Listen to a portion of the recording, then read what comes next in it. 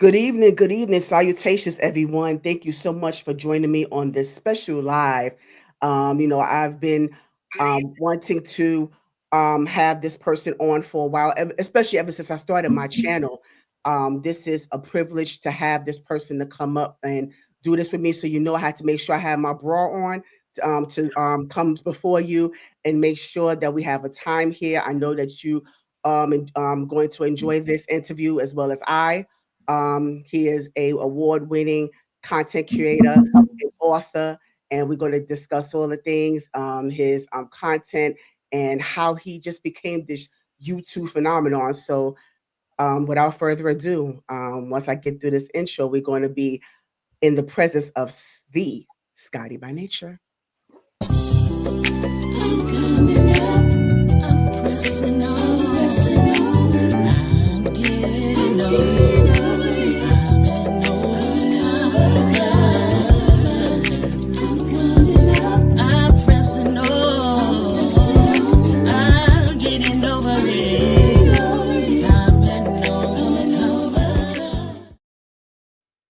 The Scotty by Nature in the building. There is Scotty by Nature in the building. Yes. Yes. So how are you? I'm tired, but I'm Yes. doing great. Yes, absolutely. And I want to, like I said, I just thank you so much for being here. Thank you for all the people that are coming into the building. Let me just acknowledge them real quickly. Miss Nikki McDade. Hi, Miss Stevie. Shout out to you. UKNW Payne, Parker Boy. Thank you so much for being here. I appreciate that. Reflections with Kimberly. Thank you so much for being here with us. But like I said before, this is the Scotty by Nature. So Scotty, I just want to get more because I like to get more into the background before you became Scotty by Nature, or and before that you was Mrs. Still Standing. Before that you was Scott Heath. You're still Scott Heath, but there was a Scott Heath that we just didn't know about before. Right. Before you entered into this space, right? So I Mhm. want to get more into that space with you because there was a time when you originally was from the M, crook your letter, crook Most your letter, definitely. hump back, So you was born and raised there, yes? Yes, ma'am. Okay, so how was that like? I want to go before I get to the epidemic part. I want to go into the upbringing. Was it a two-parent household, siblings, cousins? Like just kind of give me more of the dynamic of it Okay. all.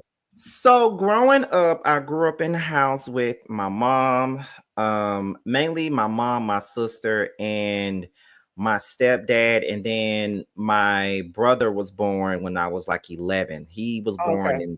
in 2000, straight up in 2000, June of 2000. He was born. I was Are you like the oldest? Yes, I'm the oldest of my mom's kids, but on my dad's side, my dad had six kids, including me and my sister. Oh, okay. And I'm the second. I was believed to be the oldest, but I'm Okay. the second Gotcha. oldest.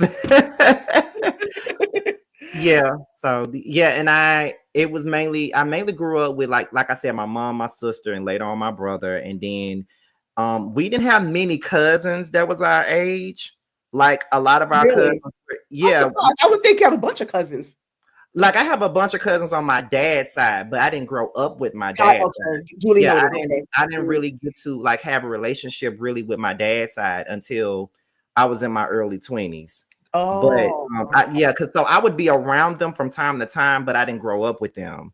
But I got mainly you. grew up with my mom's family, and most of those people were older than us. Like we didn't really have any Like that bond. Mhm. your cousins that were me Mhm. and my sister's age, because I'm now 36 and my sister just turned 35 last month. So we're like a couple of like 18 months apart, I guess you could say that. Got it. Irish And twins. yeah, and so we if we had cousins, they would be older, like around my mom's age or a little bit younger than her, or they would Okay. be So they'd be more older to be your aunt and uncles. okay. So my mom didn't have any siblings. So Oh, all we had was oh, great aunts, and I never knew my great uncles because they passed before I was born. okay. But we grew up with them. I didn't grow up with any grandparents. They were all alive, but I didn't grow up with them. I don't have any relationships with any of my grandparents. And when I was young, we was always around my great grandparents, but they died when I was my great grandmother died when I was like 4, and my great grandfather died when I was 5. So Mm, I have vague memories of them, but I got don't have you. a lot of memories of them. So let me go back into when before you had the sibling because that was 11 years that Mhm. you spent because I was 13 when my brother came along, so I get the whole just to being the only child at that time. So were you spoiled? Were you a mama's boy? Like how was that? Well, how was that like for you before the sibling came? Well, I was definitely a mama's boy, and that's because like I was very like close to my mama. Like, um, although my stepfather was in the house, the relationship was tumultuous, so I didn't Hmm. really get along with my stepdad, and my dad really wasn't around then. Like I would only see my dad maybe once a year, and Wow. that created the issues with me and my dad. But I was very close to my mom, was still very close to my mom, and I was pretty much my mother's protector for the most part. I've been her Yes. protector since I Yes. was Mhm. since I was a young boy. Like I saved her from a lot of situations as a young boy. So it was all she always would say that I was like her Superman in a sense because I always was there to save the day all the time. Yeah, I'm gonna get So into that. Yeah. yeah, so Mhm. I was definitely a mama's boy. It was always all about my mom. I was always very protective over my mom. You couldn't say anything about my mama in my presence, and you still can't. But Right. I get you know, it. I get it. Yeah. you know. So now, what was the transition like being from the only child at that time, and then your younger brother coming along? What was that transition like for you? And did you want to be your older sibling? Because I know a lot of people always want to have like a younger sibling. Well, like I said, my sister was also in the house too. Me and my sister have the same mom and same dad, and my youngest brother comes from my ex stepdad now, ex stepdad. Okay. So when my brother came along, I was at first, I'm gonna be honest, I wasn't happy about having another sibling, Oh. but I don't know what it was when he came along. When he was born, he immediately clung to me, and it's been like that since he was born. Mhm. And I kind of stepped in, although my stepfather was in the home, he didn't really take out a lot of time with my brother. So Mm. he didn't spend a lot of time with him. Why do you think that Um, is? Why do you think that was? Do you have an Honestly, idea? because he had another son before my brother that he didn't spend any Oh. time with and then wasn't really Mm, in his life like that. So, mhm. you know, so a lot of times my brother was around me and my sister a lot. So when my mother was at work or when my stepfather was at work, we'll come home from school. We would have to watch him. We had to feed him, when they was not around, when they was working. And then, when I graduated high school and then I went to college, you know, I went to college and then and then when I came home from college, I was still going to college, but I stopped staying on campus. Right, So when right. I was at home a lot, it was the same thing. I was still watching him all the time. And when I eventually left college, I wasn't doing anything but sitting at home. So a lot of times I'll take him to school, pick him up from school, pick him up from school, get him whatever he wanted. It was that type of thing. And sometimes when my mom couldn't be there for certain things, like she'll have to work. If my brother had like a science project Yeah, or something yeah. like that, I would sit in for her if she couldn't be there. Wow. So I So was pretty cool. much like his second father Yeah, in a sense. right. Because So I was that's gonna get into that because I'm going back to because you was a father figure. mhm, So, but before your brother even knew what a father figure was, you say he already clung to you, like he already had that bond and attachment to you before you even mhm, understood the concept of you being a father figure and before you took on that space, right. that role, right? So, what do you think? Why do you think it was? What is it about you, or what was it that he felt like drawn to you about? Like, what do you think of why you think that was that he felt so drawn to you at that moment, even before you I became that still okay. wonder. You s Because I can't put my finger on it, but I still right. wonder why. Mm. because it was like that even when he was a baby. Like Right, yes. it was like I that. think I it's like a remember. soul tie. Then you talk about this soul tie thing, Scotty. So I think it might be that, and we don't even know. Like we wouldn't know until now. Subconsciously, you was his soul tie. Right. Yeah. Because I remember my mother bringing up something that happened a long time ago. I think I was home from spring break, and I was in the sixth grade, and he wasn't even a year old yet. So I think he was probably, this was like March during spring break. So my brother had to be like 9 or 10 months old then. And every morning my mother would be sleeping. I hear him wake up, and I'll go and get him, and I'll bring him in my room, and he'll sit in my bed with me and watch music videos all Oh, day. And oh, then after I went back to school after spring break, he'll wake up and my mother would catch him crawling to my room looking for me, oh, wow. but I was going back to school. So it was like Wow. certain stuff like That's that. Or amazing. Because what's the right. thing there? Because what is that like, though, Scotty? Like, how does that make you feel when you have someone, look up to you, like that you might like? How does that make you feel? Well, I know that some of my friends that's in these comments are probably gonna cuss me out like they always do. But I'm gonna say this. I know that he looks up to me because of some of the things that he said recently, and he every Father's Day he calls or tell me Happy Father's Day or whatever. I always feel like Wow. I'm not the right person for him to look up to because I didn't accomplish certain things that I felt I should have accomplished. And you know what I'm saying? I'm Mm. like, there's other people he could be looking up to other than me. I'm really not the perfect person. I haven't made some of the best decisions in my life, but he still looks up to me. But everybody tells Mm. me no one's perfect. So, Right, right. you shouldn't be, putting yourself Yeah, you down kinda yeah, like you that, keep from So it's always something it does feel good to have somebody look up to you, especially when you're a person that doubts yourself all the time. But when you have another right. human being that looks up to you, it's a feel good. It feels Yeah, good it to have should, somebody. and right, it does, and it should feel good. I also understand where you're coming from when you have those, reservations in regards to how you feel that you haven't accomplished enough, but, when someone idolizes you, you want them to see you at your most vulnerable. You want them to see you broken. You want them to see you in that space where it's like, "Wait a minute now, how do you handle this?" Or, "How do you deal with this?" And so that represents growth, that shows true leadership, and it shows that you're able to receive whatever blessings that do come, That's so they're able to see that. So they're gonna look up to that, then of course, and look, yeah, yeah, yeah. So you say they're cursing at you now. they see, say they say cursing at you now. see, See, so there you go. There's your reassurance right there. But I also want to get because you talked briefly about the schooling part, but I want to start with um the elementary and junior high. I want to start there. How terrible, was your uh, yeah, were you any extracurricular activities? Were you bullied or like you said terrible? bullied. Yeah.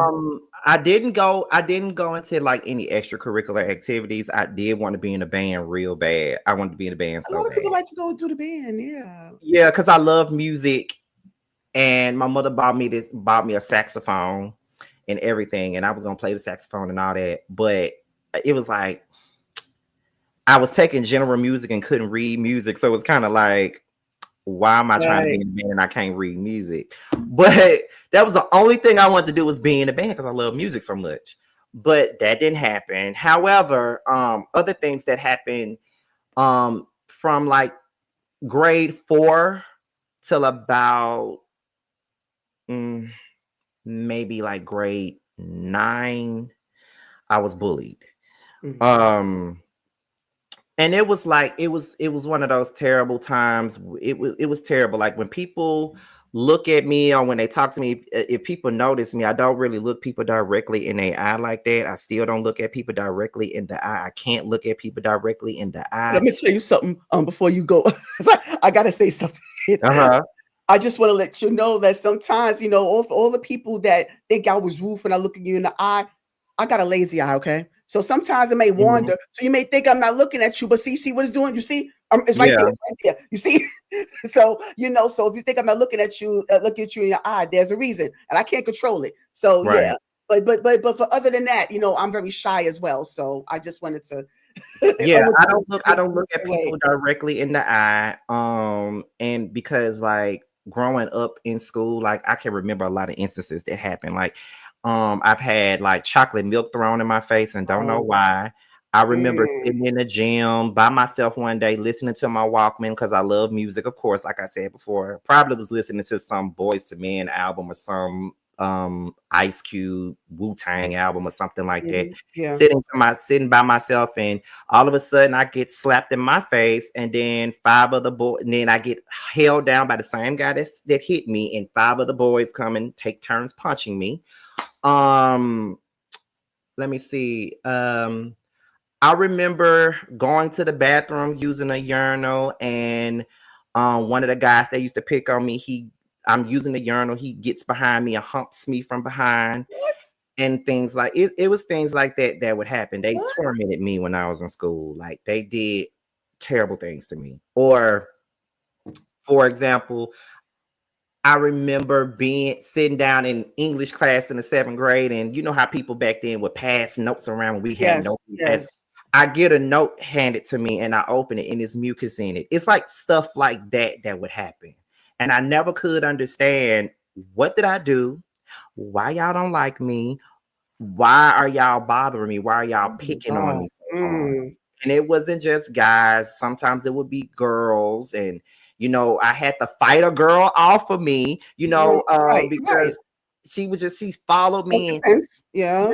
you gay ass bitch, you this, you that, blah blah blah, and then she hit me in my eye, so I hit her back, and we Well, let me ask fought. you, all this that you went through, were you able to go to anybody did you tell anybody about this? Did you go to anyone? I definitely went to, like, teachers about it. They didn't care. Yeah, yeah. Went to Because I was gonna principals say, about it. yeah. They didn't care. Mm. So it back Did you go to then. anybody in your family? Because family members usually are protected. They usually they will come rolling in and do some things. So you ain't tell anybody in your family? Now, I told a lot of times I would keep it from my mother, which was a lot of reasons why she would be so mad at me, because I would keep things from her. But the times that I did tell her, my mother would march right up to that school, Right, right. raise hell, and let them know what was going on. But a lot of times, I didn't want to be that little boy that was running to his mama telling her everything. I would just try to keep it to Mm, myself and not mm. really try to deal with it on my own. But I knew that I couldn't really deal with it, and because I was the oldest, I was like put, not necessarily saying I was put on a pedestal, but I had this pressure on me that you're the oldest, so the Yeah, to oldest do is right. Mhm. looked to protect the younger siblings. But for me, it was like, well, I can't really protect myself, so how can I protect them if I can't protect myself? Let me ask you, So Scotty, because how for first of all, I want to know, how did you rise above all of that you went through, and secondly, I wanted to know, did you ever come across anyone that was very dismissive of the whole bullying thing? Because a lot of people, at that time growing up, bullying used to be, they felt like it's a rite of passage. No, it's not. It's not okay. So you always get these people that be like, oh, well, that just means that they like you, or just ignore them. That's a part of life. Kids are cruel, and it's just always brush it off. And it's like, as you get older, you realize, no, that's not okay. it was definitely Yeah, dismissive. That were dismissive, like yeah. family members that were dismissive. They say, "Oh, ain't nothing wrong with you," or "You just sensitive," or something like that. So when you Mhm. hear stuff like that, it's kind of like, okay, so why am I telling them anything then? You right, exactly. So let me ask you, because I want to know if I could relate to you on this one. As you got older, did you become defensive? Did you Yes. become okay? So it's not just me, okay? Because they're quick to say that about me. It's like you could say any hurtful thing you want, and if I respond to it, I'm defensive. But if I come at you and you respond a certain way, I'm supposed to eat it. I'm supposed to just take And accountability. that's the way my life is right Yeah. now. And So I can yeah. honestly say Yeah. that I tell my story about depression. I tell my story about Mhm. bullying all the time. And I always tell people, when you go through bullying at a young age, it follows you into your adulthood. Yes, it does. So going into my adulthood, I was very defensive. Um, people may not even be making fun of me or anything like that, but that's the way I take it because that's Started. that's how it started. So even now, like I could get like it's I'm getting a little better with being defensive, but I still had that defensive nature about me because there's sometimes it's like, okay, are you joking or are you not? Because now I'm ready to pop off Ah, at you now. oh So goodness. it's Yes. Okay. I've calmed Mm, down a lot over the last couple of years, but there was a time where I was very defensive to the mhm. point to where couldn't nobody really say anything to me. I remember me and my cousin were roommates in college, and the guys that would come to the room to to hang out, they wouldn't say anything to me because I was closed off Right. and You defensive. didn't. Yeah, because they didn't know how you was going to receive them. Right. So Wow. And you know what? It's so funny you mentioned about whether, you can't tell whether or not a person is joking or serious because I get it's the reverse for me because I have a warped sense of humor and my my way of speaking is, not always received as well because I ruffle a lot of feathers with the way that I express myself. And a lot of people don't take my tone too well. So right. sometimes I feel like they always say, I don't know whether you're joking or whether you're serious. So it's like, okay, well, I'm not sure what to tell you. But yeah, so it just kind of resonated with me when you said that. But so when dealing with the bullying, how did that affect your performance in school? How did that affect Oh, you? I can tell you when you start off school, your first grade year, second grade year, your first grade year, you're on the principal's list, you're a straight A student. Your second grade year, you are on the roll, somewhat principal list. Then you make it to the third grade, and you can barely get all B's. And then by the fourth grade, you make your first F. And that's to seem like, and that's where you got the most attention now, didn't you? When you started Yes. failing, that's where you got the most attention. Yeah, I figured. Yeah. And then by the fifth and the sixth grade, it was, I never just felt like I never got held back, but I did enough to get by because I didn't like school. I didn't want to be there. Like Right. I Right. was Yeah. halfway by this point, I was halfway listening, and all my teachers would tell my mom and parents teacher conferences that, oh, he's very intelligent, he's smart. I don't know why the grades doesn't reflect that and stuff like that. And then my mom would get upset with me because she knows that I'm not applying myself, but and I understood that, but it was annoying because it's like, I know I can apply myself, but how can I apply myself when I got a bunch of Right. You're door dogs tormented. growling Mhm. at me every day, going to school, bothering me every day at school. And when I get home from school, it's not that peaceful when you get home from school because you live in a house with a stepfather that's just as menacing as the kids that you go to school with. So And how do then you you have to, expect my right. performance to be You perfect? come home, right? Exactly. You come home and you coming home with responsibilities that a grown man should have. So Exactly. that's a factor as well. So I'm so sorry that you went through that. By the way, Mhm. I'm really sorry for that. Um, but I also wanted to see like from that experience, how did that? What did you take with you? Okay, okay, two part again. Mhm. Go transitioning from elementary, junior high, because high school, like I really want to get more into your high school stage because that's like Okay. that's pivotal. I think to me that would be pivotal because in this coming from that space, Yeah. what did you take with you, good or bad? What did you take with you once you entered high school? What did you take with you, good or bad? You Okay. know, mhm. Okay. So when I got to high school, that's when I started to get a voice. I started to get a voice. Now, ninth grade year was one of the last years of my school life where I was gonna deal with the bullying. Like Yeah, it had to stop. It had to end. I think I lost my mind at that point because I started bringing knives to school. And Mm. then I started bringing like pepper spray to school or going in my mom's purse and taking her blackjack and putting it in my book bag. Like Ooh, it was yeah, stuff like yes, that. And I yes, think by that mm, point I had had enough yes. You was fed and up. Yeah, I was tired of it. right. So I think it was one situation where it was this guy. I was riding about the bus with him. It was this guy. From the moment we started riding that bus together, because I was in the ninth grade that year, he was in the 10th. So we was riding the bus. He would verbally come at me all day, the whole Mhm. bus. ride to school. Then I'm like, oh, I gotta ride this bus with him going home. Mm. Like I can't escape it. I can't escape it. I Mm. can't escape it. So I brought a knife to school, and I Wow. was saying, if he comes at me, I'ma cut him. And then it got back to him that I said that. So one Really? day Mm. we were in tutoring one day, and I was waiting on my mom to come and pick me up from tutoring, and he just so happened to be there. And he got in my face. He threatened to beat me up and all this other stuff. And I just stood there looking at him, and I'm just like, okay, beat me up then. Yeah, Like, because I didn't like, want to bring it. fight.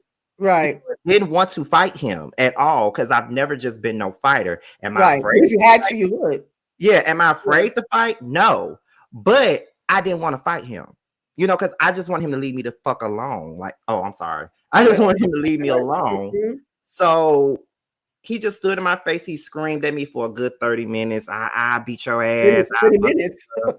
And I'm just standing there like, okay, if he was gonna hit me, he would have been did it. But now I'm not gonna make the first move. I'm not gonna touch him first. So it is what, because I never touch people first. I'm never gonna Right. make the first move. Right. So he screamed at me. He screamed at me. He screamed at me. He screamed at me. Don't ever say you gonna cut me. Don't ever say. And I'm like, I am. Like just leave me Right. alone. Like I am. Like it's in my book bag right now. It's one of my mama's good knives too. So just leave me alone. And then my mother pulled up, and I walked away, and I went home.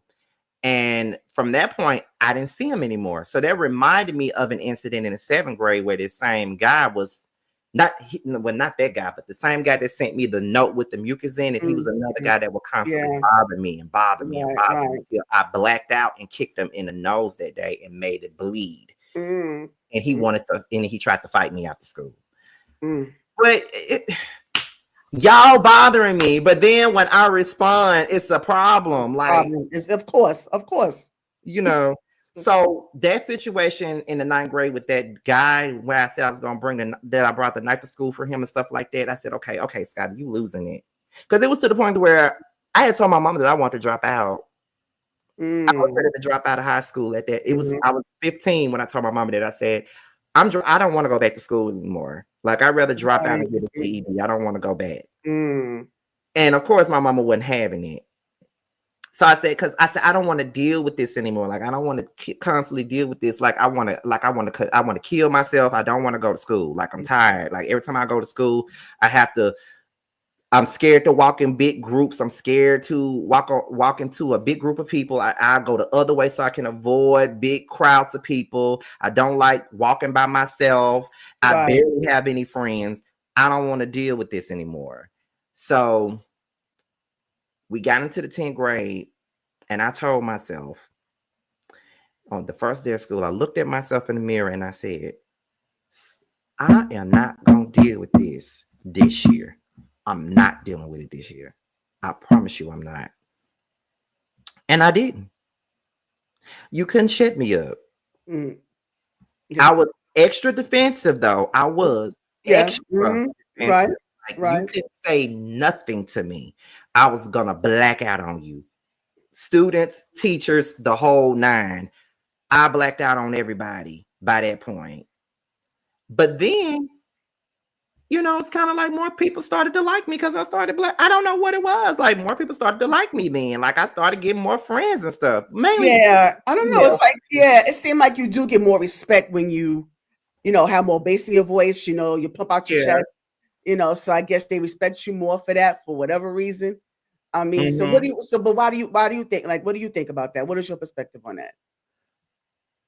To be honest, I was always wondering, like, why did it take for me to black out or curse Yeah, you're these people right. out for them to show me a little bit of respect? Now, I was still having a little trouble with some of the guys, but a lot of the females the girls were befriending me a lot. Like, I ran with a big pack of girls. Like, they were Wow. my friends. Right, And right. then I had, your select male friends that was jumping onto my side and being friends with me. And of course, some people, we're in high school, so there were some people who didn't want to be friends with me because of the whole the rumors of me being gay. Nobody really knew that I was gay or not. Like, because I never had no boyfriend. I didn't date a guy in high school. I never said anything about liking guys in high school. That's just what they assumed. What they were So they didn't saying. want a lot of guys didn't want to befriend me because of the gay stuff. But then there was some who didn't care about the gay stuff. They just liked me as a person.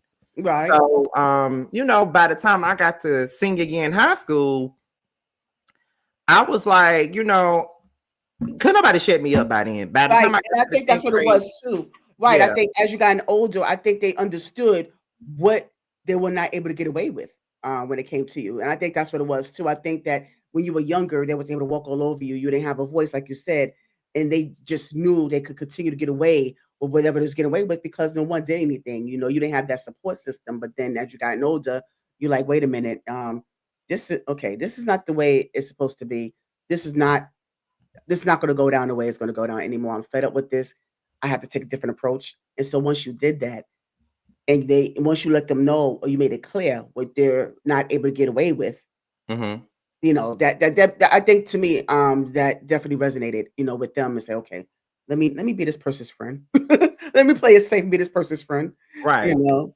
But let me ask you, when did you come out, Scotty? When did you come out? So I feel like I came. Okay, so I came out. I feel like I came out several different times. So just bear with me when I answer this Sure. question. So Mhm. when I was in college, I think I was like just turned 19, and my cousin Reggie was my roommate, and I had just met this guy. This guy had approached me on Facebook one time, and I thought he was so cute and stuff like that. So he lived around a block from the college that we went to. So I was pretty much like easy access. Like he could come and see me whenever he wanted. So when my cousin wasn't around, I'd sneak off to go see the guy and stuff like that. So one day the guy broke my heart and told me he couldn't be with me and stuff like that. Come to find out he had like two other guys that I didn't know nothing about. Mm, mm, And mm. I was sitting up in my room, just hurt, listening to Monica just crying Wow. stuff. And my cousin walked in the room and he asked me what was wrong. And of course, I couldn't tell him because it was about a guy. And at the time, my cousin was straight. So I came out to him first and I told him, he was like, I don't give a fuck about you being gay, blah, blah, blah, blah. Fuck that. I don't care what nobody got to say. Okay, whatever. So then after him, I started telling certain people in our circle that I was gay. And, I was just picking and choosing what friends I wanted to tell that to. So by the time I turned maybe like 20, I think I came out. I think because my mother would constantly ask me if I was gay. Because I guess she already knew. And I would always say no. But it was one day we were arguing and she asked me again and I blurted it out. Mm. And then, you know, the reaction wasn't the best, but it was kind of like, we moved on from it. It's like we never spoke on it. It was never talked about. So when I turned 21, I'll never forget, it was Valentine's Day, 2 days after my birthday. I don't know why we were all arguing. It was me, my mom, and my sister. We were all arguing. And then it came up again. Are you gay? Because I feel like you're lying to me. Are you gay? I looked at my mother because I'm thinking to myself, I already told you this. Right. I guess she wants to be sure. Yeah, I was like, mother, I said, mama, I told you I like dudes like 2 years ago. Like, why are we doing this? And so And when when so oh, when I said that, then the reaction, I guess, it settled into her. So I would say that my mama's reaction wasn't the most pleasant, but the thing with my mom was she cried, she screamed, she yelled, but the next day it was like nothing happened. And she never disowned me. She never treated me any differently. It was like she had that one moment where she cried and screamed and stuff, but the next day okay, what you want to eat this morning? Blah, blah, blah, blah, blah. Like it was like nothing ever mm, happened. But years later, when we went to therapy, I got a better understanding because she even admitted that she made it about her versus yes. thinking Most about parents me. do. Most Yeah, parents do. Yeah. thinking about me Yeah. and how I felt coming out to her.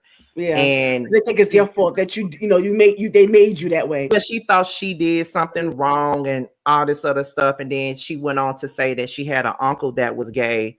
And when she was growing up in the 70s, she had an uncle that was gay. He used to wear aprons and stuff, dressed like a woman and stuff. But the family sent him to a mental institute. Mm, So it kind of makes sense yeah, as to yeah. why her reaction was what it was. So I understood my mother a lot better. Right. Um, one of my siblings, when I came out to, to them, they wasn't the most receptive. We didn't talk for months behind that, but we eventually got back. We got to be cool, but I always felt like it was an elephant in the room. Got you. Still was a big elephant in the room. But then when it came down to my youngest brother, I came out to him when he was 12. When I Okay. first came out of the closet, he was only like maybe 9, 10. And my mother came to me and she was like, "Are you going to tell your brother?" And I said, "He's only 12. Why do I need to tell him that?" And she was like, "Well, you can't keep hiding it You from him." can't. So He when she understands more than you think. right, so I Mhm. told him and he was like, "Okay." And I was like, "That's it? Mhm. Like that's it? Like you don't." He was like, "What am I supposed to say?" What did you expect? And Yeah. then I said, "So you're not gonna throw nothing at me. You're not gonna cuss me out. You're not gonna say you're embarrassed of me. Like you're not gonna do none of that." And he was like, "Well, why would I say that? You my brother, so why would I say that?" Mm. And he was Wow. only 12 when he said that. Yeah. Yes. Yes. So I was like, that made me feel better. And of course, my mother also asked me about my dad. Am I gonna tell my dad? And by this time, me and my dad had made up and we were in a better place, but I wasn't open with him about my sexuality. So my mother asked me, "Are you gonna tell your dad?" And I said, "He ain't never asked." And so Mm, she said, "Well, I'm gonna tell him then." I said, "You can tell him, I don't care. Go ahead, tell mm, him." And mm. when she told him, he was like, "Okay, that's still my son." So it's like my dad and my brother had the best reaction to it. So Okay. once my mother and my dad and my brother knew, then it was no longer me trying to be discreet anymore. I was open with my sexuality once they knew. So Well, once they knew, right. I didn't care So anymore. you got more comfortable, but I want to go back a little bit because I want to find out. I'm just curious to find out when did you know? Like how did I come up within Okay, you? so it would be those things where it would go in and out. Like I remember being a little boy, maybe like 10 or 11, and I remember this guy, he went to school with me, and he was one of the only guys in my class that didn't bully me, and I thought he was so fine. He's still fine today, but I thought he was so fine and all this other stuff, but I blanked that moment out of my head. But when I was 14, I tell this story all the time and everybody laughs at me. But when I was 14, this is when I really knew. When I was 14, I remember it like it was yesterday. Yeah, Scotty, wait, before you get into that story, I just want to interject real quick. When you hit your mic picks up all of that. When you Oh, I'm hit your sorry. desk, and you do that all the time doing your videos. I'm like, can you stop hitting, Scotty? You do that all the time in your videos. I don't know if you notice or not, but when you be hitting your desk or hitting something, that mic picks it or pick it up, and it's Okay, loud. my bad. I'm That's sorry. just friendly But advice. Yeah, yeah, I'm sorry. but I never forget it. It was the summer of 2003. I was 14. I was going to the ninth grade that year, and I was watching 106 in Park. Okay. And Ashanti had came out with this new video. It was called "Rock with You." And I was watching this video and I'm like, "Oh, she looks great." Blah blah yada yada yada. She looks great. She looks great. But then the love interest in the video was the main thing that caught my eyes. Mhm. I was just focused on him the entire Understandable. time I was watching the video. Understandable. Hmm. And I went to sleep that night and had a dream about him that night. And I Oh, was really? just like, What? what the fuck is wrong with me? And Oh. so that's how I knew. But I never acted on nothing when I was in high school. So I felt like if I don't act on it, then it don't mean that I'm gay. Okay. And Okay. like I didn't date a Okay. girl in high school. I never never I was about to ask you, did you ever dip into the lady pond? I was going to never ask you. dated a girl, Okay. never slept with a girl, Never. never did Okay. none of that. Okay. So, you know, Okay. So, but you kind of knew that because that fantasy was there. it So was. right? But how did you know? Like, how did that transition into you actually confirming? How did that confirm? What does that confirmation look like? How did that look like to you? So once I got not high school, once I graduated high school and I went to college, that's when it was like, okay, I'm out here. I'm nowhere near home. So I should be free to do whatever. So that first guy that I just mentioned that hit me up on Facebook, he was a dark skinned guy. That's how I knew I like dark skinned guys a lot. He was a dark skinned guy, and I was 19. I think he was probably 21 or 22 years old. And you know, I was nervous because I never talked to a guy before.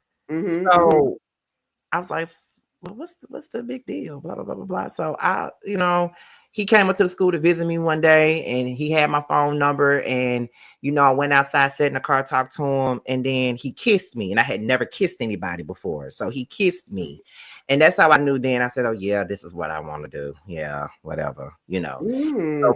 I That took off from that point. Like I knew that's men is what I wanted to that's be what you were. That was your. with. That's been your preference ever since. I Yes.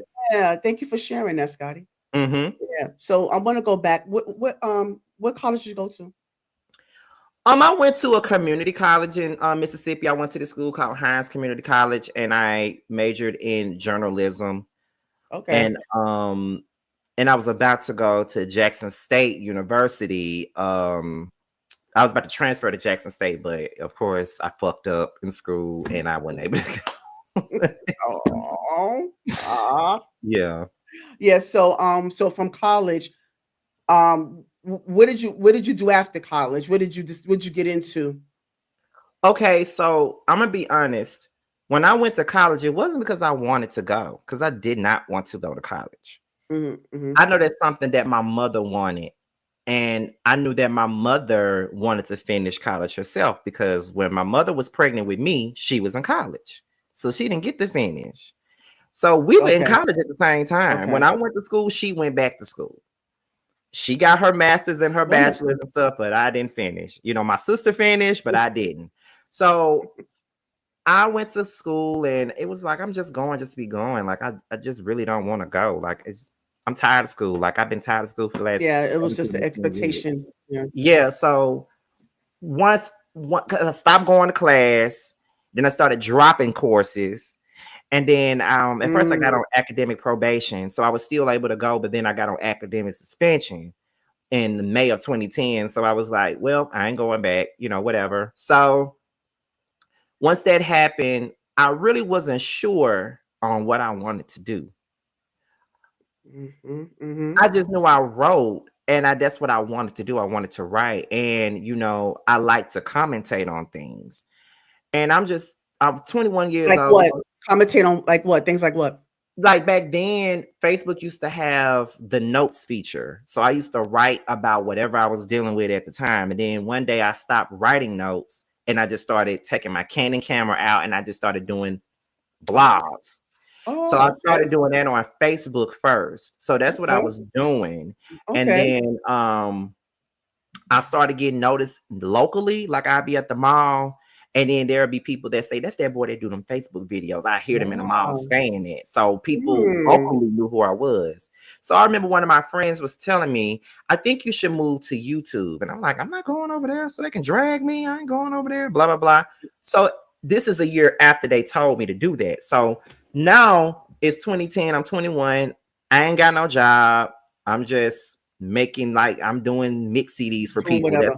That's my Oh, hustle. I'm like okay, got a little hustle. okay. So that's what I'm doing in the meantime, between time, I'm babysitting my brother. I'm taking care of him while my mom and stepfather is at school. So I really ain't got nothing else to do. So I chose to just go ahead and get on YouTube and start doing that.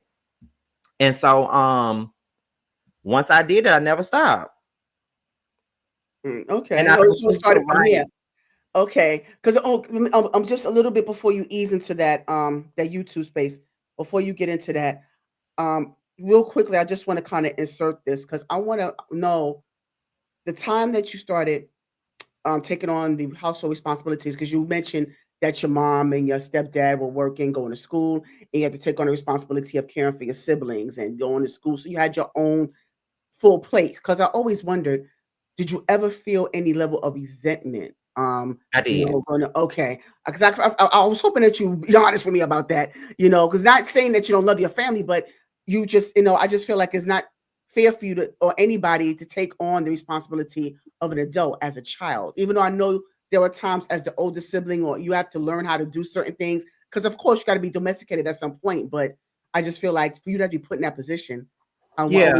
I always wondered, were you resentful? Did you rebel at that point? And Um, I was resentful, and I remember back in 2018, I admitted that in therapy when me and my mother went to therapy together. I was hoping you would. Okay. I admitted that I resented her and my stepfather, and I resented the whole being the oldest and being the person that everybody, goes to Mhm. for everything. Because at one, I feel like I couldn't live my life. I feel like I couldn't have a life of my own because Right. I'm so focused on dealing with everybody else's life that I can't enjoy myself. Like I can't do what I want to do because I got to do this and I got to do that. Love y'all, but uh I got a life of my own too. So, Mhm. whatever. So I did say that I did admit to having a little bit of And how resentment. does she respond? Hmm? How does she respond? Your mother, how does she respond? Of Did she course receive it? she was emotional, but she Yeah. understood where I was coming from though. Good. Like, you Okay. know. Because I was hoping, because most parents, they are it's so hard for them to take in accountability, as parents. It's like when they become parents, they feel like that authoritative nature of them, they just are afraid of accountability. So I'm glad that she's I can say this about my mom. mm, We do have that kind of relationship where I can hold her accountable okay. and she can hold me accountable. Hmm. She may not like what I say, but she appreciates me being honest with her. Got it. So I have that kind of relationship. Like my mother has never just been overbearing like that. Like she's been overly protective, yes, Hmm. but we do have that open door relationship where I can definitely hold her accountable and tell her Good. exactly how I felt if Okay. I felt wrong by her or something like that. And Yes. she'll take it, she'll own it, she'll apologize. I thank you, because I'm about to ask, did she ever apologize? I was just about to ask that. Thank you for putting that into perspective. I appreciate Mhm. you sharing that, because I wanted to get into that right before your YouTube, because I know your YouTube career is going to take on a life of its own during this Yeah. interview. So I wanted to make sure that I got to that part before we got into the YouTube space. So thank you for Mhm. that. Yeah. So you're saying at the time you didn't have a steady job at the time, and so you got into the YouTube space. So what made you decide to finally do that? Cause I was sitting at home and I was bored and I really didn't have anything to do. And most of my friends were working and I wasn't. So I was just sitting at home and I was just like, let me try this. Okay. And then I started doing it. And I remember one of my first videos probably got 100 views, and I was so happy about that. I just thought I was a big Yeah. dog with that. Do you And I remember remember, what that first video was? You remember what was your first YouTube video? okay, so I know I did. I know I posted one video just introducing myself, but I think the very first video was a video. I want to say it's a video called Liars and Users. And I think it was a video where my cousin had found out that I was gay and he cursed me out and disrespected me to the highest form. And I did a video about it and I put it on YouTube and Facebook and I talked about Wow. that. Okay. And I think that video had gotten like about 100 and some views. And I'm like, oh, okay. That was your first story time. Yeah, Yeah, that yeah. was my very first story time. Yeah. And so then it went from that to I love the Housewives of Atlanta. So it was season Mm, 3, okay. and I started reviewing that with my best friend. And then Basketball Wives was my favorite show. I started reviewing that. And then I loved Chili from TLC. She had this show called What Chili Yes. Wants. I was talking about Yes. that. I remember.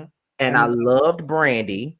So I did this. So they, Brandy and Ray J had a show called The Family Mhm. Business, and I started Mhm. talking about that. And it just snowballed from there. And other YouTubers started to see me and they started shouting me out and stuff like that. Like these were people that I was inspired by. And Wow. I was like, wow. And then I started gaining this little small community. And I would be honest, I didn't know what the hell I was doing. But whatever I was doing, it was It was working just a working. little bit for Yeah. me. Like I would say the first 3 years I was on YouTube, it moved by real slow. Mm, It was a slow right. process. Right. But by the time I got to 2013, that's when it started to blow up because of Love and Hip Hop Atlanta. And Yes. those Okay. videos were very funny and they were blowing up. And you know, them 3 years was big for me. But around 2016, it slowed down again. So it was just Okay. like, what am I gonna do? What can I do? You know, you know, at one point in time, I started to lose confidence because it was moving slow, and I'm like, what am I doing wrong? Like, am I, you know, Mm, whatever. yeah. But Yeah. as much as the pandemic was a headache for a lot of people, it was a blessing for me Yes. Oh, for a lot of people. Yes. because Absolutely. that's when I changed my name to Scotty by Nature. Why? Well, yeah. How did that happen? You know, because I like Scotty. By the way, I like Scotty by Nature better. But how Yeah. did it go from Mr. Still Standard to Scotty by Nature? Can you tell me about that? Okay, so Mrs. Still Standing started because I couldn't think of a name. Oh, oh, And okay. at the time, one of my favorite singers, Monica, had Monica. an album out Okay. Okay. called Still Still Standing. Standard. Yes. Yes. And I was listening to it a lot in 2010. So I just put a Mr. behind in front of the Still Standing. So that's why Ah. that was my name because I loved Monica. Still do. Can't wait for the concert on Halloween. Yeah, right. But Right. still, you know, love Monica. Yes. But I hated that name after a while. I'm like, I hate that name. Mm, And so maybe 4 years after my channel started, I had gotten my first job at the dollar store. And there was this wow. girl named Alicia. I never forget it. She would call me Scotty by Nature all the time. I don't know why she would call Oh. me that. Oh, She was like, wow. I'll walk in there, get ready to clock in. She like, Scotty by Nature. And I just let her do it. And I'm just like, why? That is yeah, because that's a nice ring to it. Well, I'm I like, why love is she yeah. doing it? Yes, I'm glad And you it changed stuck it. with me because we worked Yeah. together for 2 years straight, and I would constantly hear Scotty by Oh, Nature, Scotty by Nature, Scotty by Nature, Scotty by Nature. I And think it's I your love personality. right. And I loved Naughty by Naughty Nature by too. nature. I love them. Of course, So of course. it kind of stuck after all those years. It stuck. So that was 2014 when that name first came about, when she first called me that. So here we are in 2020, and I'm saying I want to change my name. And I could hear Alicia in my head saying, Scotty by Scotty Nature, by Scotty nature. by Nature, Scotty by Nature, Scotty by Nature, Scotty by Nature, Scotty by Nature. And I decided I'm just gonna add the TV at the end, and that's gonna be my name. So Oh, wow, so yeah, that's wonderful. how Scotty by Nature came about. Oh, okay, I love that. I love that. Mhm. And like I said, I love that name. Yeah, that's it suits you, by the way. You know. Yeah. Yeah, because like I said, your personality is so big, so I get it. So you got into this YouTube space. So I wanted to know, because I know you not only do YouTube, you also have a full-time job. Is it full-time or part-time? Full time. So you still juggle. How do you juggle it? And you have all these thousands of panels that you that you all and segments that you created. So how do you juggle it all? How do you manage it? It's I don't know how I do it. All my friends be saying, how do you go to work at 5 a.m., get off at 1, and then you get home and you do all these different lives, all these different panels? How do you do that? I push myself to do it because this is something that I love to do, and I know that I was made for it. Mm, And so my thing is this: I love doing YouTube, and but I know how YouTube can be. Like there's people who've made YouTube their long yes, careers. it can be a full And time. right, and I would love to do that, but I think about the other aspect of it It's all. risky. It's very risky. It's very risky. Mhm, You know, you have your good months and you have your bad. Last mhm. month was a bad month.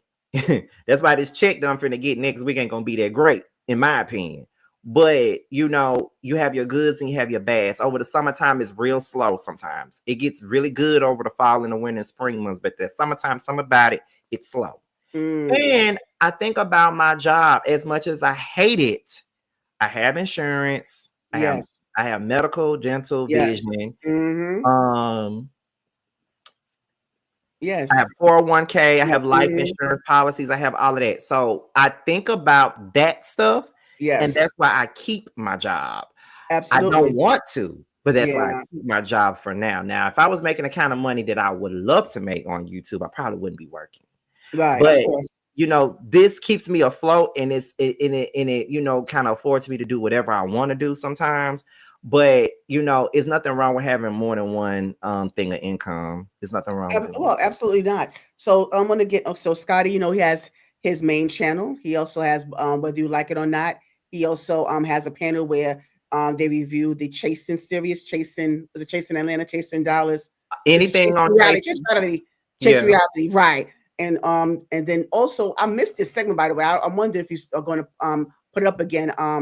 The one-on-one, Young, Fresh, and New. Or I want to. Yeah, Hopefully you get that up again. I You will. know. Okay. So so you see all of the all of the platforms that he has, and so the fact he's able to manage it and juggle it all, and so I really admire that, about you. And you also have a book out, so you Yeah. had time to be an author and all these things. So tell me more about this book of yours. Okay, so and there it is. So, do you want to know about the book or the journey of me writing? Both. Okay, so I'll start with the journey first. I've been writing since before I started writing books, I was writing songs. You was. Oh, I didn't know about the Yes. songs. Yes, I was writing songs. I started writing songs when I was like 13. And then I got into the book thing at 15. But before I started writing books, I remember it plain as day. It was everything happened in the summer of 2003. That's when I first realized that I like boys in 2003. This is when I really got into the writing literature thing in 2003. I was 14. My mother was watching All My Children. She loved All My Children. My mother was watching All My Me Children, One too. Life to Yeah. Live, General Hospital. She will also put a little bit of As the World Turns in there. She'll put a little bit of Guiding Light in there. She'll be back and forth, back and forth, back and forth. So one day, me and my sister used to always wonder, why does she watch this? Why does she watch this? So one day I was watching All My Children with my mom. I'll never forget what was going on. I think Erica Kane was going to get married to Jack Montgomery, and that's when Greenlee came in and interrupted the wedding and said that she was his daughter. Yes, And I remember. Erica knew the whole time. And I was sitting there watching it. I'm like, oh, this shit good. So you And got into it. Yeah. yeah, this shit good. Oh my God, this shit good. So my mama was telling me, so I watched it. Like that's back when my mother was working for the postal service then.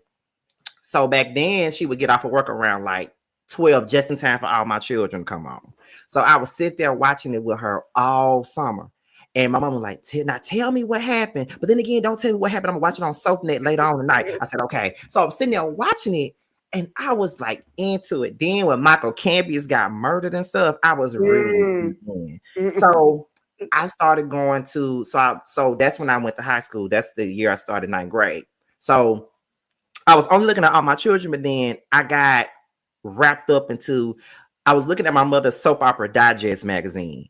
And I was Wow. looking at the Days of Our Lives stuff, and they had the Salem Stalker, and I was so into it. I was into it. So I said, I'm going to write my own soap opera. That's what I did. So I Mm. was writing and I would pass it around to the girls in my class and they would read it and they were like, oh my God, what's going to happen next? So I was writing it every day. And like it would be every page would be an episode. Every day I give it to the girls in my class. They'll read it every day. They'll be into it too. Like, oh my God, they'll be into it. So when I was like in the 11th grade, I started writing a book, my very first book. And one of my favorite movies of all time is Soul Food. And I always wanted to write a book about a family, Okay. a dysfunctional family, because I have a dysfunctional family. So I could relate. Right. So I Right. was writing a book, and this is so funny because I brought this up at my book release the other a couple of months ago, a couple of weeks ago. It was my very first book that I wrote, and it was like inspired by soul food. And me and my cousin Reggie, once again, we was watching Jerry Springer. And these two women were arguing over this man that was sleeping with the both of them, but was also sleeping with a man too. And they were Mm-hmm. going back and forth, back and forth. And Mm-hmm. the girl was like, first you sleeping with a hoe, now you sleeping with a boy. And then the girl was like, hoe? And she was like, yes, hoe. Then the girl was like, bitch, please. And I said, that's the name of the book. The book gonna be called Bitch Please. That's the name of the book. So that was my very first book was Bitch Please. I never reviewed it. I never put that out. It was terrible. I never put that out. But that was the very first book. So I was writing books like every year. And Oh, I just got my jump drive from when I went back home in Mississippi to visit. I have every book that I ever wrote on a jump drive. So with this particular book that you just put up, that I just put out, I wrote that book in 2011. Mm, And what I did with that book was I took the elements of my soap opera watching okay. and I mixed it up with my favorite reality TV shows. So it's like a mixture of like it's like you reading urbanized All My Children mixed up with the love and hip hop And type of thing. a little bit of 2B TV. You could say that like it's giving Yeah, it. yeah, It's like an urban yeah. soap opera with a touch of a Right. reality show, Okay. but Yeah. also giving a little bit of zane at the same time. Like Okay. it's giving Okay. all that. Like if you ever read like a Carl Weber book, it's like Mhm. that. You know Yeah, what I my mom mean? loves car rather, but yeah, yes. Yeah. Yeah, okay. Well, congratulations on that, on the new book. Please make sure you purchase. I'm going to have all of this in the description box, by the way, so you're going to be able to get access either way. So I really I'm proud of you on that journey as well. And so Mhm. you have this book. You are an award-winning content creator, by the way. I'm going to make sure I Yes. put that out there. 3 times. Um, three times. There you go. 3 times. All right. Hey, that's right. Three Know times. your worth. That's what I say. Know your worth. Right. And you also have the humble. You have your still have a humbling spirit. Mhm. Full time job. You are family oriented. So let me ask you, Scotty, what do you love, Scott? What do you love, Scotty? I mean, and let me just explain why I asked that because we all say we love people, we love this person, we love this thing, and so there's this idea of love that it resonates with different people different ways. So what do you love, Scotty? I love peace. Mm, That's one of the main things because I didn't always have peace, but I love mm, peace. Um, Not only do I love peace, I love intellect. I love that. I like to have intellectual conversations. Um, I love music. oh, That's my first. yes. That's my first love. I love Yes. music. Yeah, I wanted to get more into that. If you do decide to come back to this platform, I want to get Uh more huh. into your love of music because that is my lane as well. So I was so impressed by your knowledge of music. I'm like, I didn't know about that. Listen, Yeah, people so don't that's a understand. whole nother conversation. We got to come back for Yeah. that. Yeah, Yes. yeah. I love music. I love love. I love friendship. I love family. That Okay. matters. Mhm. I love honesty. I like having honest conversations even when I don't want to hear it. I love those type of things. Like, I love things that I like challenges. Because I like to be challenged because everybody looks at me like I'm the underdog all the time and I like to prove people wrong. That's like my Got it. favorite thing to do is to prove people wrong. Got it. I love Yeah. things that are not right for me. Like she said, I like Coca-Cola. I like things that are not right for me. I like rough boys. I like thug boys. That's Mm, not right for me. mm, I love a mm. Mr. Wrong. Yeah, right. Mr. Wrong is a Mr. Right for me. Yes, Like, right, right. know, I like to walk. I would rather walk any day. I love my Scotty gang. Um, I like literature. I like to write. Those are my main things that I love. Like those are if you ask me what I love, that is what I love. I love food. You a foodie? Yes, love food. Oh my God. You wouldn't even know that. Yeah, I know. That's why I said, where the heck does it go? Right. Yeah, so I'm gonna have a little bit of fun with you, Scotty. Okay. I just want to play a little question game. I want to see how long Oh, I you know. I go. saw your interview with Tremel, so you try to go get me caught up, but it's all right. And thank you for promoting that, by the way. I appreciate that so much. Thank you. Yeah. Mhm. So I just want to like I said, question back and forth, question with a question. So I want Okay. to see how this goes. All right. So what's going on with you, Scotty? What you mean? What's going on with me? How do you know that I want to know what's going on with you? Cause you asked. That didn't last long, did it? That didn't last long. Okay, take two. Scotty, what's up with you? What's up with you? How you know something's up with me?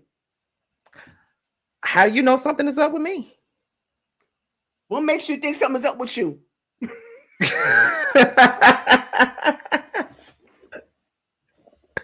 Oh my God, where'd she go? Oh my goodness, y'all. Where'd she go? Why am I here by myself? I don't know what Oh, just happened just now. I'm sorry. I don't oh, know what you just happened. good? I just kicked myself off. See, that's your fault. Oh my God. Okay, take 3. What you got going on tomorrow? What you got going on tomorrow? What do you think I should do? What do you think you should do? What do you like to do? Why are you asking me what I like to do? Because I want to know.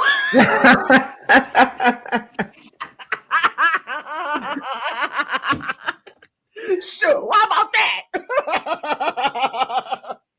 All right, one more time. Mm-hmm. Well, you started off this time.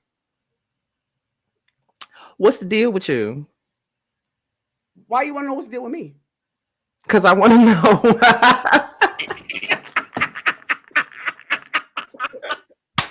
Oh goodness, we got to work on that. We do. Yeah, so because I wanted to try to get as much in as possible. So I know you have another one of your 1,000 panels that you have to get to. So I want Yeah. to be considerate of your time. But I want to ask this a couple of questions before we wrap up because I Mm-hmm. really enjoy the responses that I get, and I'm definitely looking forward to yours. By the way, Mm-hmm. um, if you had 5 people to join you at the seat of the table, dead or alive, who would Oh, those 5 people be and why? oh my God. That is so hard. You said 5 people. 5 people. I will start off by saying my cousin Martell, he's no longer with me. Oh, why you have Uh, a cousin named Martell? Ain't that something? yeah, I have a cousin named Martell. He's no longer with me, but him, Mhm. probably my other dear friend who's no longer here, Danita. She Oh, she's yeah. one of the reasons why I even released my book. Really? She was trying to help me release my book before she passed. So, Oh, you okay. know. Rest in peace to her. Um,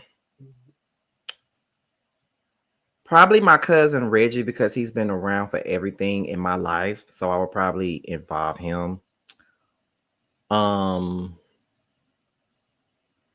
Jamar, Mm-mm. and does it have to be somebody that I know? Or does it? No, no.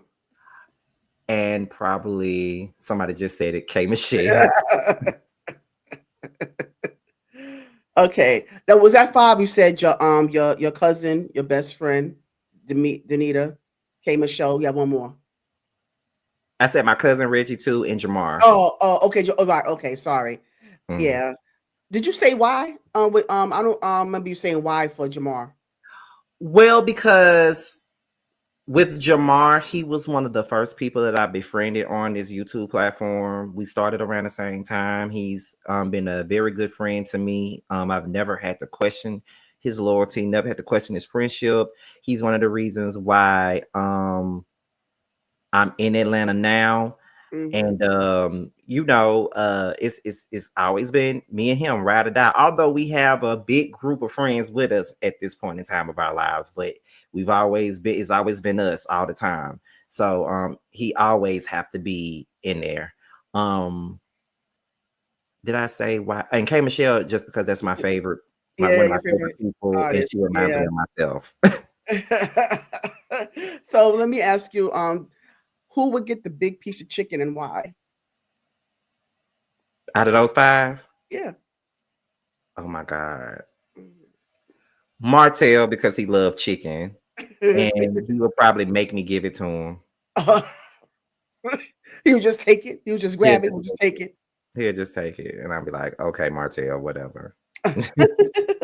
So okay, so this next question, I love the response that I get from this as well. And this is taken from the late James Lipton from Inside the Actor Studio. So Scotty by Nature, when you enter into the pearly gates, what would you want God to say? Oh, what would I want him to say? Let me see. What would I want God to tell me? You didn't do everything I wanted. You didn't do everything I asked you to do, but you did your best. There you have it. Yeah. So now can you tell us about the next panel that you're going to? Okay, so the next panel that I'm going to, which is at 8:15, is Roaster Review, and we're talking about Bell Collective, which is a show that is on the OWN network, and it is it's set where I'm from, in the area that I'm from, Jackson, Mississippi.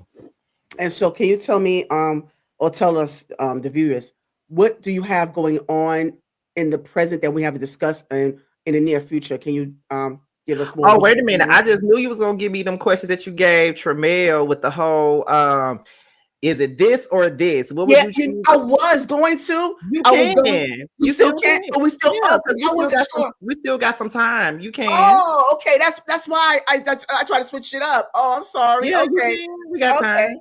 Okay. So, all right. All right. I was So, waiting for that. oh, yeah, okay. Good. Good. Good. Okay. Because I always do random stuff. So, oatmeal or cream of wheat. Oatmeal. Okay. Black Street or Guy. I know. I know. Oh God, that the face, Lord Jesus. I wish I could copy that. I wish I could screenshot that face. Oh, that's so difficult. I know. I I'm know. probably gonna go with Guy because I like is literally playing in my head right now. And my mother told me that when I was a baby, she would have to, all she had to play was I like, and I go to sleep. I stop crying. Okay. So I'm gonna go with Guy. Okay. So, New Jack Swing or Bad Boy Era. You wanted this. You wanted it.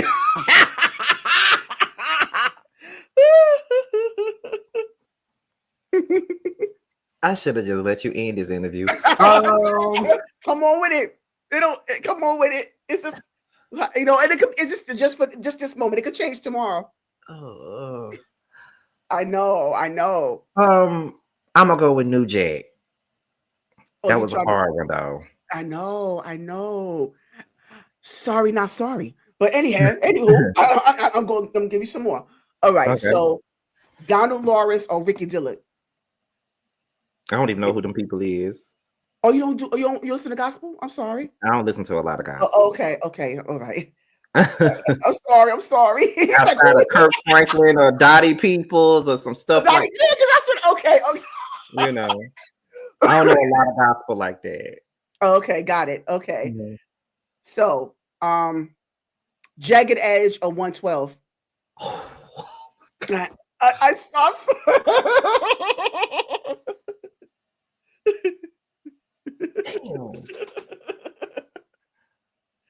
Damn. Damn. Jagged Edge. Okay. When you toilet tissue over or under? What you mean over or under? When you install your toilet tissue in the bathroom, do you do over or under? I think it's over. Do you think? How do you do it? How are you putting your tissue? You put toilet tissue. How do you do it? I think it's over. How did you? Why would you think? I mean, do you have somebody doing it for you? Like what? What? I Why think you it's think? over. Like, what do you mean by over? Like, oh Lord, now I gotta show you. Hold on. Yeah, please, because I'm confused. That's why I said I think it's over. Over or under. I'm like, what the hell? Oh my goodness. Confused by this, but okay. Over. Let me see. Oh, okay. Over. Oh, under. Over. Okay. Okay. Oh goodness. All right. So, are you familiar with fashion, like this fashion designers? Okay. Because I was going to ask you, would you prefer Jay Bolin or Miguel Wilson? That's what I was going. That's why I asked about him. Oh, Okay. So, Bell Collective or Real Housewives of the Potomac? oh, Because I know those are two of your favorites. Real Housewives of Potomac. I hate to say, I hate that Bill Collective. I hate to say that, but Real Housewives of Potomac. I thought you were gonna be biased, so I'm glad you wasn't. I thought you were gonna be biased, but being as from I, your I hometown. was thinking about it, but I ain't do it. Okay, all righty. So, and I'm gonna let I me know say you I'm gonna gonna. come, I know you're gonna come with the BS like you did Tremel. I'm just Oh, sitting here. I'm I just sitting here waiting on it.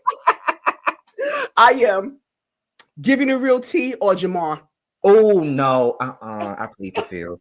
I know. Mm-mm. See, they ain't listening. They ain't listening.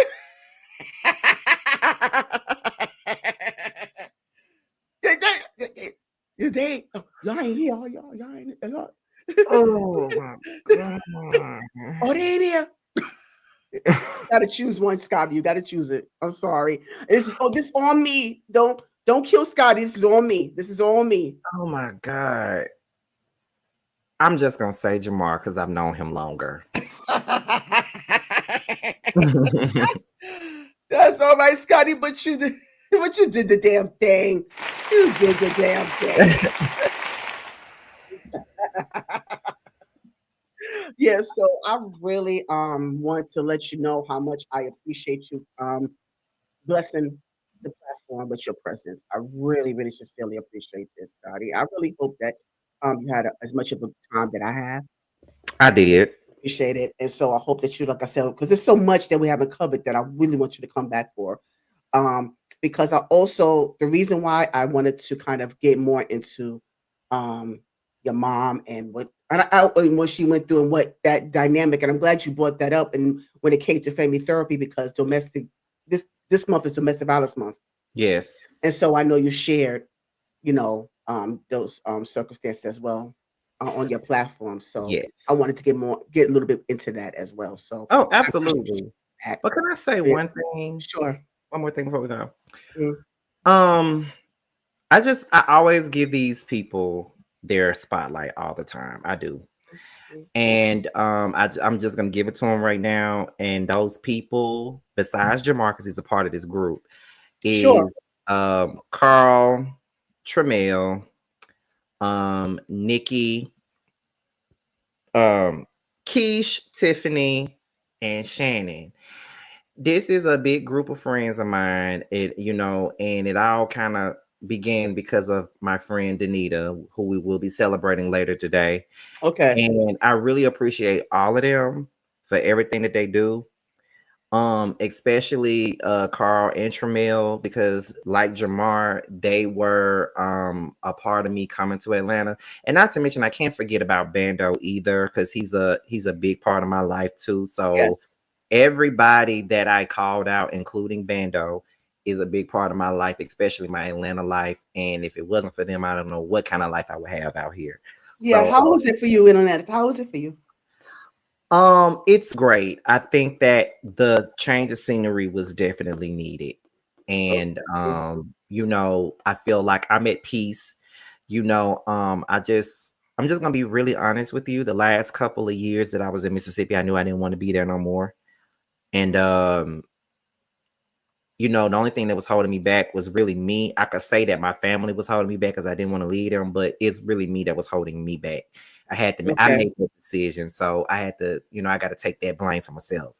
But I knew, Jamar and I was talking, and I know when he first moved here, he was saying, "You might as well move here. You come here all the time." Like I was coming to Mhm, Atlanta mhm, multiple times out of the year, mhm. so I came here.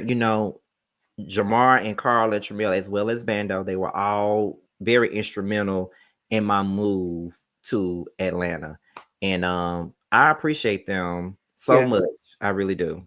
And I'm so So glad that you got that support system. It's so important, especially when you make that not just transition and relocating, but also you have such a great support system in this YouTube space, and that is so needed.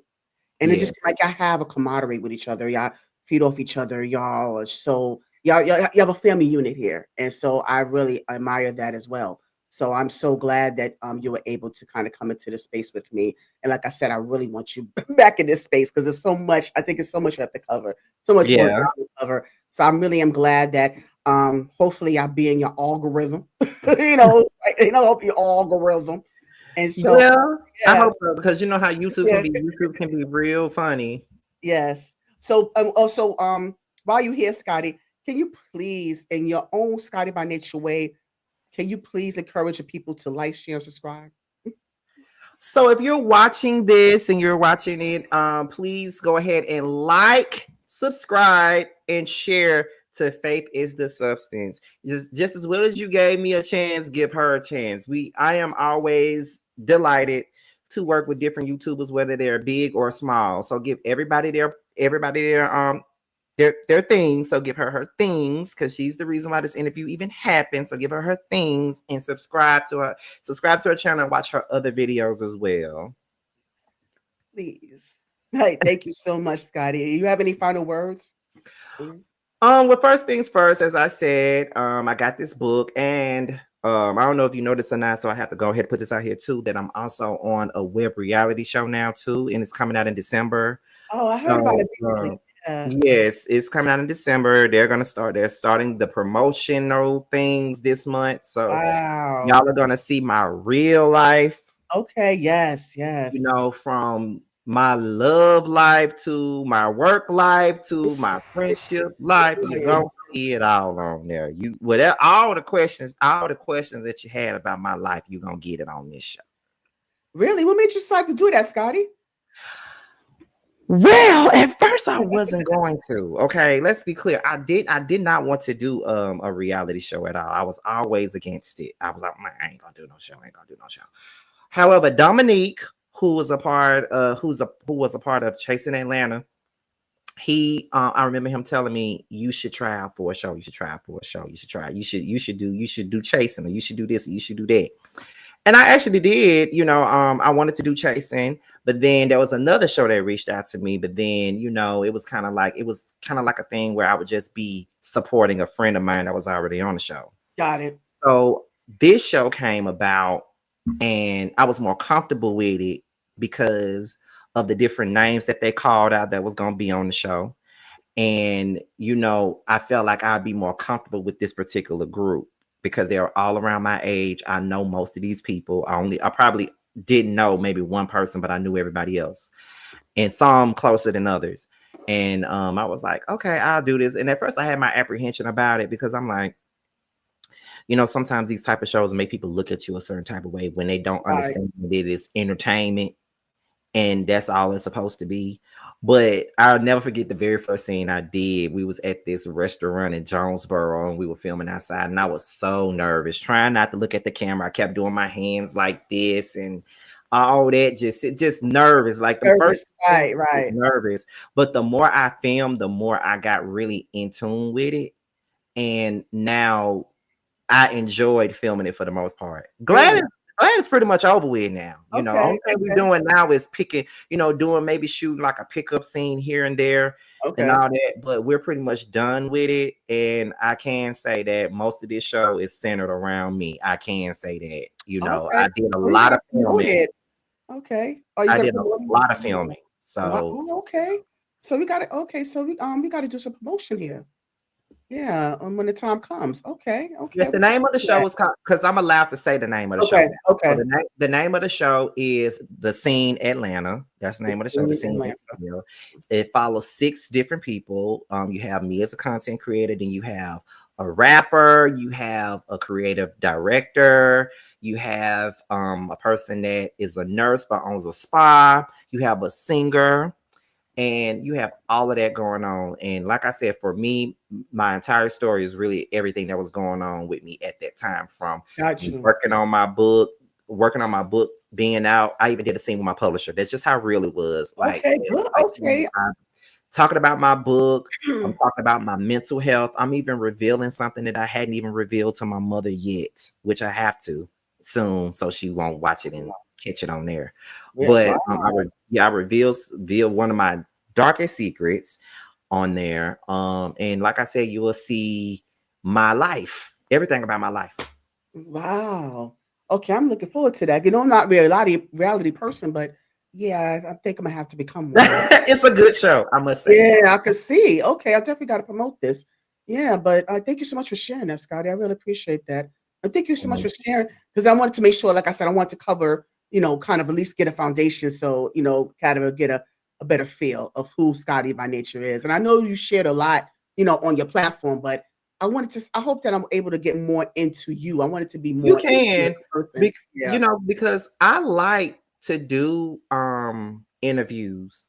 As I've done interviews before, and I like doing interviews for the most part. Look, I don't think I'm Mhm. really going to enjoy doing interviews promoting this fucking show because all they want to do is be all up in my business when all they need to do is watch this show to be up in my business. But that's the only time I'm probably not going to be enjoying it. But I enjoy interviews for the most part Me too.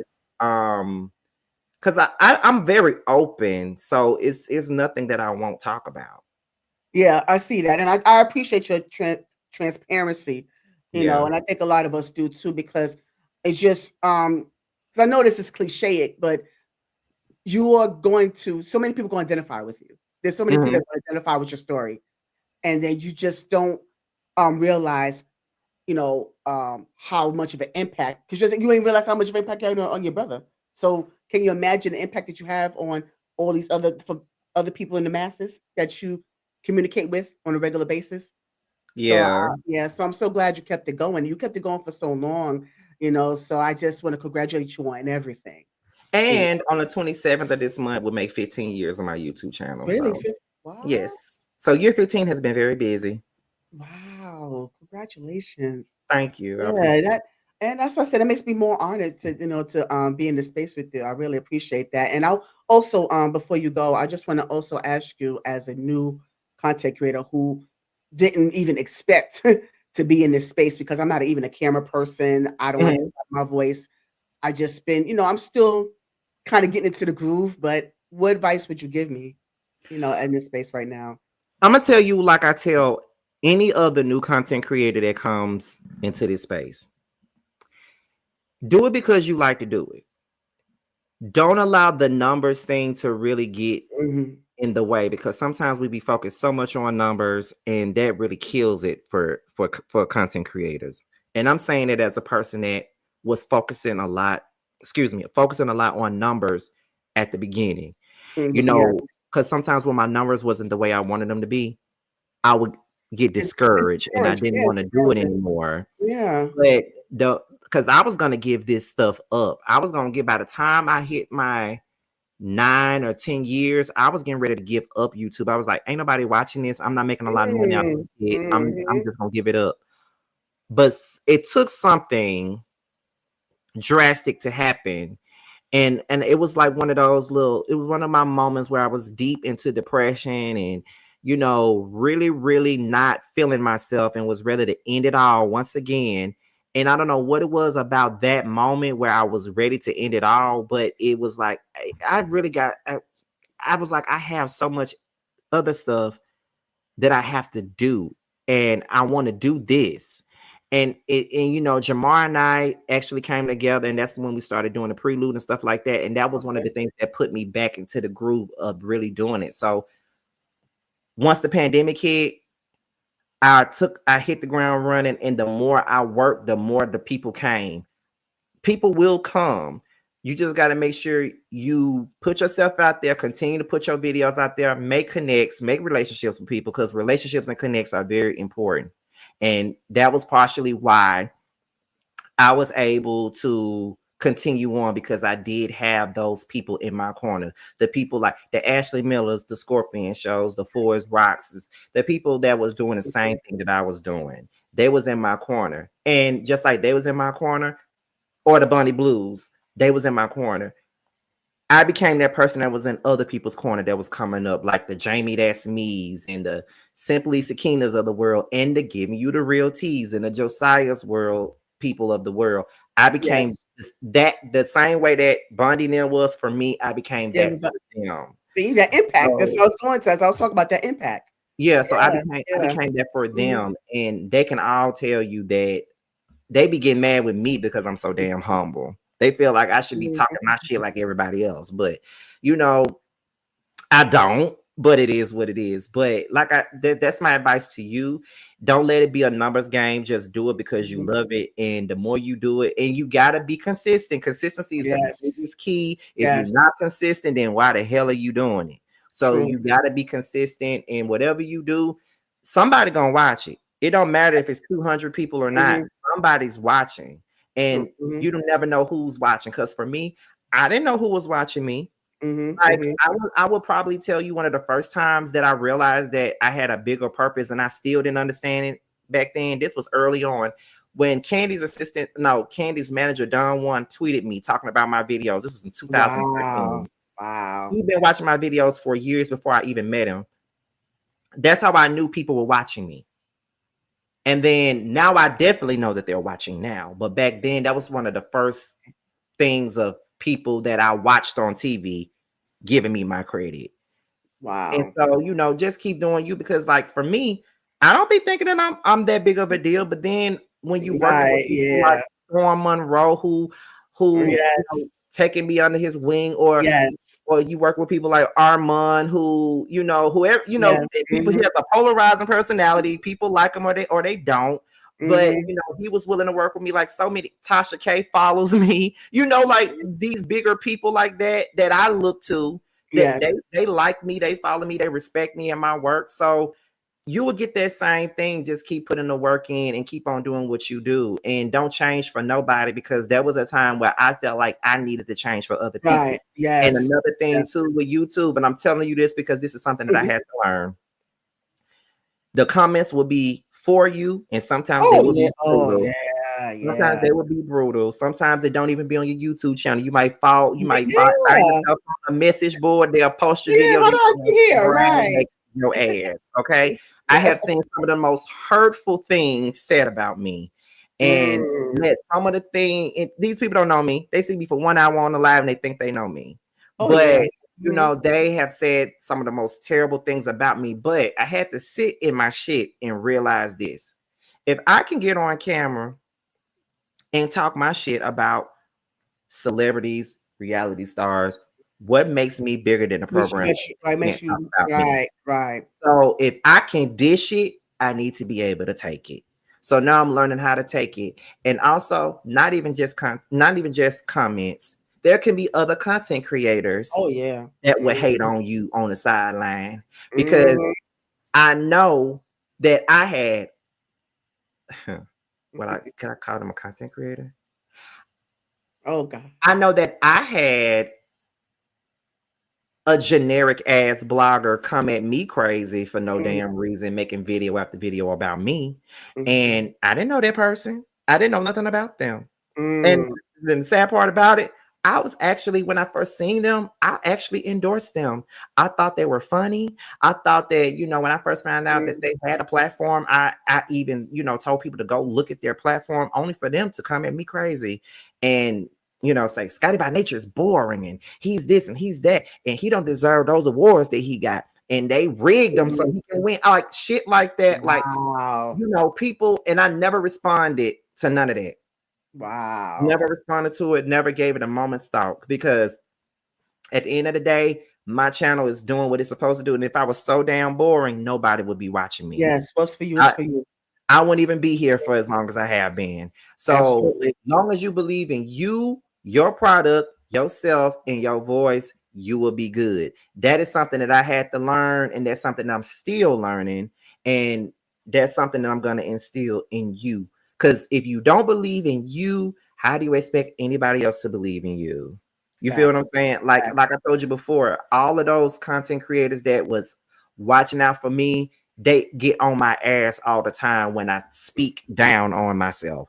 right, don't do He that. don't like Mm, that. Bondi don't like that. mm, Jamie don't like mm, that. Ashley Rocks, none of them. They don't like to hear me speak down on myself or you anything like shouldn't. that. And Jamie actually filmed the scene with me for my show, for this show that I'm on, Oh, and oh. she got in my ass about that very thing in that scene. So you know, everything. So everything that I'm saying, I'm telling you that because those are the things that I had to go through. Those are some of the things that I had to get past. I had to get past the numbers. I had to get past the comments, the Right, mean ass absolutely. comments. I Yes, had to get past the hating ass, fake ass content creators that's hating on you just because just you are because. you and Yes, you are you and they cannot be you. yes, So yes. you know you're gonna run into a lot of those things doing this because everybody ain't gonna be happy for you. And even if you do, even if your platform gets like I this is another thing too. The bigger your platform gets, the more people are gonna hate. Oh, yeah, yes, yes. You know what I mean? Like I never knew so many people. I never knew people hated me until my platform grew.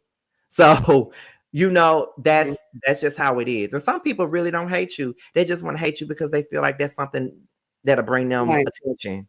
right. You know what Or I'm maybe, saying? or because they're miserable themselves. Yeah, or you Yeah, know, there's people that would DM me all day and talk about how much they love me, but then they do weird shit to me when they do their mm, videos, and I pretend like mhm, I don't see it. I see it. right, mhm, mhm. Yeah, that So Tuesday stuff, yeah, yeah, so yeah, keep all of that in mind.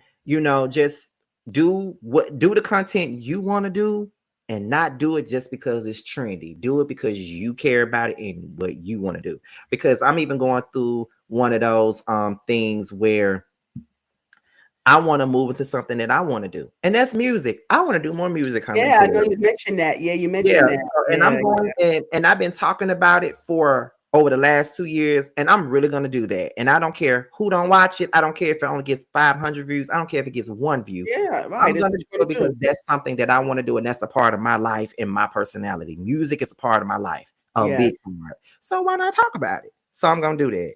And I know I yes. talked a lot, but No, I appreciate everything that all that in mind. everything I absorbed everything that you said, and I appreciate this coming from you. It means a lot to me. Believe me, it does. So I really appreciate that.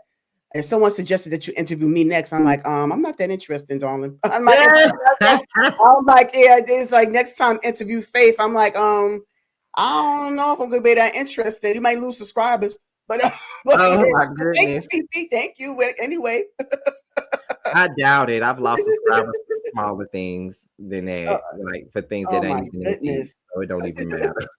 Yeah, I know, right? But I mean, it was something else I wanted to ask you. It just totally slipped my. It just totally. It just Mhm. slipped my mind. Oh God, I hate when that happens.